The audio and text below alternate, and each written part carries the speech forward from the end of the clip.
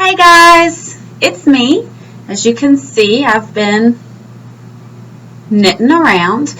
I don't want to share what I've learned as far as crocheting tonight. I want to do something a little different and share a very small but I think cool epiphany that I had. So this is my first piece that I've stuck through all the way to the end, even though I do not feel confident in my skills. But you can see I've made a lot of progress. And my little scarf is now long enough to officially make into an infinity scarf, or I think I'm going to keep going with it and make it a regular scarf. The first thing I wanted to share is that this is the first time that I can ever remember in my entire life being okay doing something kind of halfway, even though I knew other people were going to see it. That's always been really terrifying for me, and I never understood people who could just kind of do the bare minimum and then still have this great, positive, happy-go-lucky attitude. And while that might not seem like a good thing, I've learned that it can be, because you can be okay with not being great at something and still do it. That's something that has terrified me for years, but here I am, not being great, having all these irregularities, and just still doing it. I will admit, if it were not for my students in this project, there's no way this would have happened. So kind of thank you for that.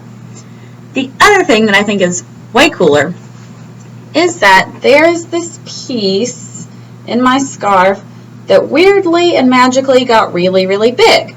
So I got carried away with what I was doing and somehow managed to extend my chains from 15 all the way up to 20 without knowing it. I thought I was still doing 15. I did something weird with my crochet hook. I looked it up earlier thinking, aha, maybe I accidentally just knew how to do a double hook or double crochet. But no, that's not the case. I just made a lot of mistakes and kept going. And that's mainly because I didn't want to lose all this progress by the time I figured out that I had done that. So here I am looking at this garment as a whole thinking, oh, Lord help this poor scarf. I can't even give it to a homeless person. I mean, who's going to wear this?